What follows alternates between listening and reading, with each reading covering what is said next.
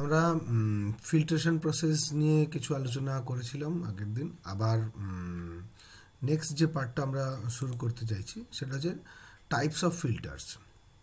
Filtration প্রসেসের জন্য আমরা সাধারণত স্যান্ড ফিল্টার ইউজ করে থাকি। তো সেই স্যান্ড ফিল্টার বেসিক্যালি দুই ধরনের হয়, একটা হচ্ছে স্লো স্যান্ড ফিল্টার আর একটা হচ্ছে র্যাপিড স্যান্ড ফিল্টার। আর একটা ফিল্টার যেটা ছোট ইন্ডাস্ট্রিয়াল প্লান্টসগুলোর জন্য ইউজ করা হয় সেটা হচ্ছে প্রেশার ফিল্টার। তো সেই অর্থে দেখতে গেলে বেসিক্যালি তিন ধরনের filter: slow sand filter, rapid sand filter and pressure filter. ঠিক আছে? তো স্লো স্যান্ড ফিল্টারের ক্ষেত্রে একটা জিনিস অবশ্যই বলে রাখা দরকার, সেটা হচ্ছে যে এটা ধীরে ধীরে অবসোলেট হয়ে যাচ্ছে। তার সবথেকে বড় কারণ এর ফিল্ট্রেশন রেট অত্যন্ত কম। ঠিক আছে? এত কম ফিল্ট্রেশন রেট হওয়ার জন্য আউটপুটে যে জল আমরা পাবো, যে কোয়ান্টিটি অফ ওয়াটার পাবো, সেটা একটা সিটিকে সাপ্লাই দেওয়ার জন্য তুলনামূলকভাবে অনেকটাই কম। আর যদি একটা পার্মানেন্ট সিটিকে সাপ্লাই দেওয়ার জন্য যে অ্যামাউন্ট অফ ওয়াটার আমাদের চাই, তার জন্য যদি স্লো স্যান্ড ফিল্টার ডিজাইন করতে হয়, তাহলে huge quantity of land area বা সারফেস এরিয়া দরকার। তো সেক্ষেত্রে ফিল্ট্রেশনটা মানে ইকোনমিক হয়ে দাঁড়ায় না, সেজন্য এটা আস্তে আস্তে অবসলেট হয়ে যায়। বাট এর থিওরিটিক্যাল যে অ্যাসপেক্টটা সেটা যথেষ্ট ইম্পর্টেন্ট, সেই জন্য তবুও আমরা এখন এটাকে একটু পড়ে নেওয়ার চেষ্টা করি। এটা যথেষ্টই ভালো পার্ট আর কি। স্লো স্যান্ড ফিল্টার প্রায় ওই 1800 শতাব্দীতে, 1829 সাল নাগাদ এটা কাজ করতে শুরু করে। এটা নিয়ে অনেক দ্বিমতও আছে। যাই হোক, মানে র্যাপিড স্যান্ড ফিল্টার এখনকার দিনে বেশি চলছে। তার কারণটা হচ্ছে যে র্যাপিড স্যান্ড ফিল্টারের ফিল্ট্রেশন রেট যথেষ্ট ভালো। ঠিক আছে? এবং এটাকে অনেক বেশি ফ্লেক্সিবল এটা। কিন্তু এটার ক্ষেত্রে একটা বড় সমস্যা হচ্ছে, র্যাপিড স্যান্ড ফিল্টারের ক্ষেত্রে আমাদের স্কিল ওয়ার্কার দরকার। ঠিক আছে? র্যাপিড স্যান্ড ফিল্টার ইউজ করার পরে অবশ্যই জলটাকে যে ফিল্টার ওয়াটার পাবো সেটাকে ডিসইনফেক্ট করে নেওয়া উচিত। কিন্তু স্লো স্যান্ড ফিল্টারের ক্ষেত্রে সেই ডিসইনফেকশনটা না হলেও চলে। কিন্তু স্লো স্যান্ড ফিল্টারের ক্ষেত্রে একটা ইম্পর্টেন্ট ব্যাপার, সেটা হচ্ছে যে এর স্লো স্যান্ড ফিল্টারের যে ইনপুট হবে বা ইনফ্লো ওয়াটার হবে, সেটা যেন কখনোই কোয়াগুলেশন সেডিমেন্টেশন ট্যাঙ্কের থেকে না আসে। কেননা সেক্ষেত্রে এত বেশি কোলয়েডাল পার্ট হবে, সেটা ওর যে ফিল্ট্রেশন রেটটা সেটাকে আরও বেশি কমিয়ে দেবে, আরও বেশি তাড়াতাড়ি চোখ করে দেবে। তার থেকে এখানে স্লো স্যান্ড ফিল্টার ইউজ করলে অনলি সেডিমেন্টেশন ট্যাঙ্ক ইউজ করে সেখানকার যে আউটফ্লোটা, সেটাকেই স্লো স্যান্ড ফিল্টার ইউজ করা যেতে পারে। ওয়ারাজ র্যাপিড স্যান্ড ফিল্টারের ক্ষেত্রে এরকম কোনো বাউন্ডেশন নেই। কোয়াগুলেশন ফ্লকুলেশন দেওয়ার পরে যে ফিল্টার ওয়াটারটা পাওয়া যায়, সেই ফিল্টার ওয়াটারটাকে র্যাপিড স্যান্ড ফিল্টারে ইউজ করা যেতেই পারে। ঠিক আছে? আর প্রেশার ফিল্টারের ক্ষেত্রে এটা যথেষ্ট ছোট একটা ইউজ, মানে ইউটিলাইজেবল একটা ইনস্ট্রুমেন্টের মতন ইউজ করা যেতে পারে। এটা ইন্ডাস্ট্রিয়াল প্লান্টসের ক্ষেত্রে বা কখনো কখনো সুইমিং পুল পরিশোধনের ক্ষেত্রে ইউজ করা হয়। যদিও উন্নত দেশগুলোতে সুইমিং পুলের যে আমাদের পিউরিফিকেশন বা ডিসইনফেকশন প্রসেস, সেটা একটু অন্যরকম থাকে। তো প্রেশার ফিল্টার ইউজ করবেই, তার কারণ মানে নাও থাকতে পারে। এইটা একটা ফিল্টারের আন্ডার ড্রেনেজ সিস্টেম। ঠিক আছে? এই আন্ডার ড্রেনেজ সিস্টেমটা এই কারণে খুব গুরুত্বপূর্ণ, কারণ যখনই আমরা জলকে ওপর থেকে এই ফিল্টার স্যান্ডের ভেতর দিয়ে পাস করাচ্ছি, এই তলাটা হচ্ছে গ্র্যাভেল। এইখানটা বলা যাচ্ছে যে এটা কতকটা ওই আমাদের ইয়ের মতন, এই জায়গাটা কতকটা আমাদের ফিল্টার স্যান্ড, আর এর তলাটা হচ্ছে আমাদের সাপোর্টিভের জন্য গ্র্যানুলার মেটেরিয়াল, এই যে গ্রেডেড গ্র্যাভেলস এখানটা ইউজ করা হয়। তো এই ফিল্টারের মধ্যে দিয়ে যখন জলটা পাস করবে, তখন এখানে মেনলি ময়লাগুলো আটকে যায় বা ইম্পিউরিটিগুলো আটকে যায়, আর তারপরে এই স্যান্ডের ভেতর দিয়ে এসে তলায় জমা হয় জলটা। এই পিওর ওয়াটারটাকে যদি আমরা কালেক্ট করতে চাই, তাহলে সেখানটায় একটা collection system, proper collection system না থাকলে তলায় জলটা আননেসেসারি জমেই থেকে যাবে। সেখানে আমাদের যে ফিল্ট্রেশনের যে ইউটিলিটি, সেই ইউটিলিটিটা পুরোপুরি পারপাসটা সার্ভ হয় না। সেজন্য এই তলাতে আন্ডার ড্রেনেজ সিস্টেমটা খুব প্রপারলি ডিজাইন করা হয়। এই মেন পাইপ যেটা, এটাকে বলা হয় ম্যানিফোল্ড।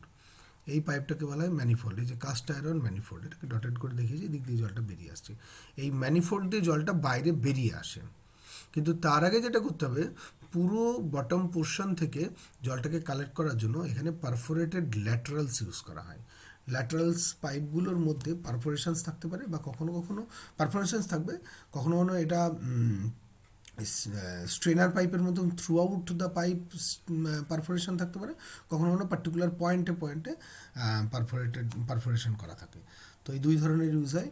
আর এটা হচ্ছে একটা আরসিসি ট্যাঙ্ক, আরসিসি বা অন্য কোনো মেটেরিয়ালের তৈরি একটা কোনো বডি, যেটা ফিল্টার ফ্লোরটা তৈরি করছে এবং ফিল্টার ওয়ালসগুলোকে তৈরি করছে। এটা হচ্ছে মেন ফিল্টার ট্যাঙ্কের সেকশনটা। এর ভেতরের অ্যারেঞ্জমেন্টটা ফিল্ট্রেশন প্রসেসটাকে এক্সিকিউট করছে। আর র্যাপিড স্যান্ড ফিল্টারের ক্ষেত্রে এইরকম কিছু ওয়াশ ট্রাফ রাখা হয়, ঠিক আছে। এই ওয়াশ ট্রাফগুলোর কী কাজ? এই ওয়াশ ট্রাফগুলো যখন আমরা একে ব্যাক ওয়াশ করার চেষ্টা করব, তখন এইখান থেকে জলকে প্রেসারে ফ্লো করা হয় এবং এই জলটা এই ম্যানিফোল্ডের ভেতর দিয়ে ঢুকে গিয়ে পারফোরেটেড পাইপসের ভেতরে গিয়ে জোরে বেরোনোর চেষ্টা করবে, এবং সেক্ষেত্রে তখনও গ্রেডেড মানে গ্র্যাভেলসের ভেতর দিয়ে গিয়ে ধাক্কা মারবে কোথায় না, স্যান্ডে। যেই স্যান্ডে ধাক্কা মারবে, ওপরের যত ইম্পিউরিটি আটকে ছিল সেই ইম্পিউরিটিগুলো প্রেসারে ওপরের দিকে উঠতে থাকবে, এবং ওই ওপরের নোংরা জলটা তখন এর ইনলেট পোর্শনটাকে বন্ধ করে দিয়ে নোংরা জলটা গিয়ে পড়বে হচ্ছে এই ওপরটায়, ঠিক আছে। এই ওপরে যেই জলগুলো পড়বে এখান থেকে ওটাকে ব্যাকওয়াশ করে কালেক্ট করে নেবে, সাইডে কালেক্ট করে নেবে, এবং সেটাকে ট্রিটমেন্টের জন্য পাঠিয়ে দেবে সেই জলটাকে। সো এইভাবে মোটামুটি র্যাপিড স্যান্ড ফিল্টারকে পরিষ্কার করতে, ব্যাকওয়াশের মাধ্যমে পরিষ্কার করতে গেলে ওই 2-5% মতন টোটাল ওয়াশ ওয়াটারের কাছাকাছি, মানে টোটাল যতটাও জল পাস করেছে তার অ্যাপ্রক্সিমেটলি 2-5% ওয়াটার এইভাবে ব্যাকওয়াশ করতে কাজে লাগে, ঠিক আছে। তো এটা হচ্ছে একটা ইম্পর্টেন্ট সিস্টেম। নেক্সট যে জিনিসটা আমাদের দরকার সেটা হচ্ছে ফিল্ট্রেশন, র্যাপিড স্যান্ড ফিল্টার। তো আমরা র্যাপিড স্যান্ড ফিল্টারের ক্ষেত্রে যেটা খুব ইম্পর্টেন্টলি দেখা যায় যে কতগুলো নাম্বার অফ র্যাপিড স্যান্ড লাগবে, সেইটা জানার জন্য আমরা এই একটা ইকুয়েশন ইউজ করি, n=1.22√Q। এটা একটা থাম্ব ইকুয়েশন, বাট এটা তুলনামূলকভাবে ভালোই কাজ করে। যতটা কোয়ান্টিটি আমি ওয়াটার মানে ফিল্টার করতে চাইছি তার ওপর বেস করে এই ফর্মুলাটা ডিজাইন করা। Q is in plant capacity in MLD, million litre per day, ঠিক আছে। প্রত্যেক দিনকে কত মিলিয়ন লিটার ওয়াটার আমি সাপ্লাই দিতে চাইছি তার উপর বেস করে এটা হবে। আচ্ছা, ব্যাক ওয়াশিংয়ের জন্য কি বললাম, water required for back washing 2-5% of the total amount of water filter. আর এটার ফ্রিকোয়েন্সি হচ্ছে প্রায় 24-48 ঘন্টা, ঠিক আছে। এয়ার বাইন্ডিং বলে এক ধরনের ঘটনা র্যাপিড স্যান্ড ফিল্টারের ক্ষেত্রে ঘটে। সেটা হচ্ছে due to negative head, the increase of water temperature and oxygen released by algae, এই তিনটে কারণের জন্য র্যাপিড স্যান্ড ফিল্টারের যে স্যান্ড লেয়ারটা আছে, স্যান্ড লেয়ারের ভেতরে অনেক সময় হাওয়া আটকে যায়, বাবলসের ফর্মে এয়ার বাবলস আটকে থাকতে যায়। কী কী কারণের জন্য? নেগেটিভ হেডের জন্য, ওয়াটার টেম্পারেচার ইনক্রিজ হলে তখন জলের থেকে গ্যাস বেরোতে থাকে সেই জন্য, আবার অক্সিজেন রিলিজ হয়, অনেক সময়তেই জলের মধ্যে দিয়ে অ্যালগি চলে আসে। তো সেই অ্যালগিগুলো গিয়ে যদি ফিল্টারের মধ্যে বাসা করে, তাহলে অ্যালগিগুলো দিনের বেলায় ওদের যে ওই যে কী বলবো সালোক সংশ্লেষ যে প্রক্রিয়া, ঠিক আছে, ফটোসিনথেসিস যখন করবে ওরা ওদের সেই সময়তে বেশ কিছু অক্সিজেন রিলিজ করে, সেই অক্সিজেনগুলো বাবলস আকারে আটকে যেতে হয়। বাবলস যদি বেশি আটকাতে থাকে তাহলে কী হবে, এর হেডটা আরও কম হতে থাকবে। হেড কম হয়ে গেলে যতটা জল আমি পাস করাতে চাইছি ততটা জল পাস করবে না, সো ফিল্ট্রেশন ক্যাপাসিটি যথেষ্ট পরিমাণ এফেক্টেড হয়। ওকে, ফর্মেশন অফ মাড বলস, এটা আর একটা ঘটনা।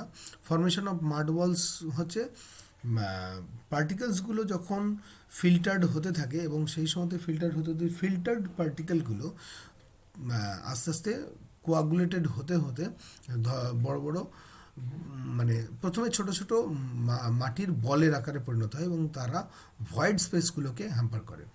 ভয়েড স্পেসগুলো যখনই মাডবলের মাধ্যমে আটকে যাবে তখন জল ওখান দিয়ে আর পাস করতে পারবে না, কারণ ভয়েডটা যদি কমে যায় তখন ওখানে প্যাসেজটা কমে যাচ্ছে। তো এটা কী করে, হিন্ডার দ্য ফিল্ট্রেশনটাকে আটকায়। ব্রোকেন বাই মেকানিক্যাল র্যাক, এটাকে সবথেকে ভালো উপায় মাডবল ফর্মেশন থেকে বাঁচার, সেটা হচ্ছে একে ভেঙে ফেলতে হবে।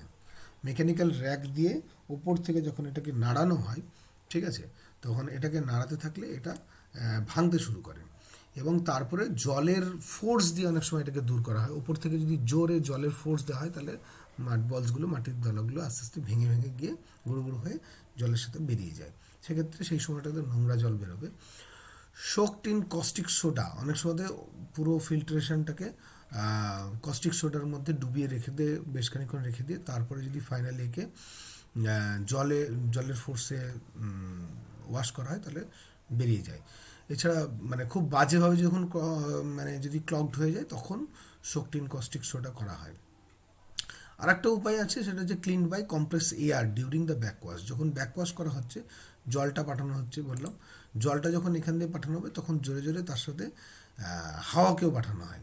এই হাওয়া যতক্ষণ জোরে যাবে যেই সঙ্গে সঙ্গে ওই ধাক্কাতে ওর মানে মাড বলসগুলো বেরিয়ে বেরিয়ে চলে আসতে থাকবে। সেগুলো তখন এই ওয়াশ ওয়াটার ট্রাফ যেটা আছে, এই ওয়াশ ওয়াটার ট্রাফের মাধ্যমে কালেক্টেড হয়ে বাইরে বেরিয়ে চলে আসবে।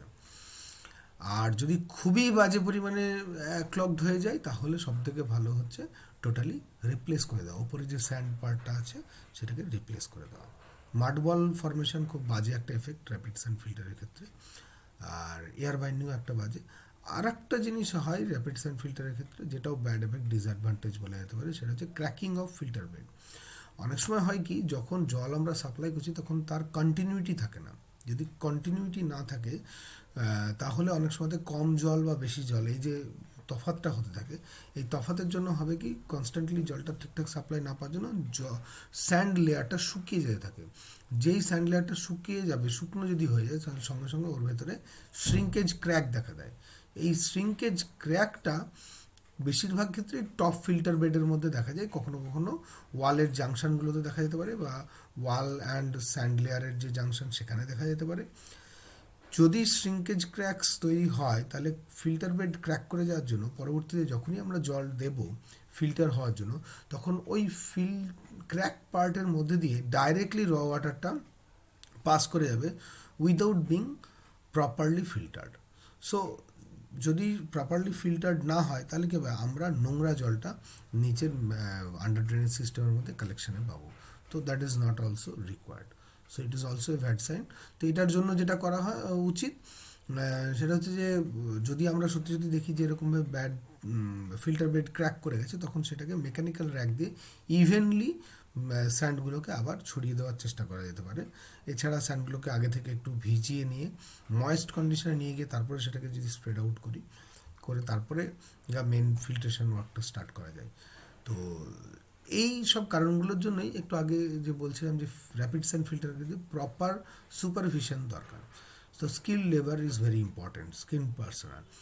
স্লো স্যান্ড ফিল্টারের ক্ষেত্রে এই ধরনের প্রবলেমগুলো খুবই কম, রেয়ার হয় না বললেই চলে। ঠিক আছে, ওকে, থ্যাংক ইউ।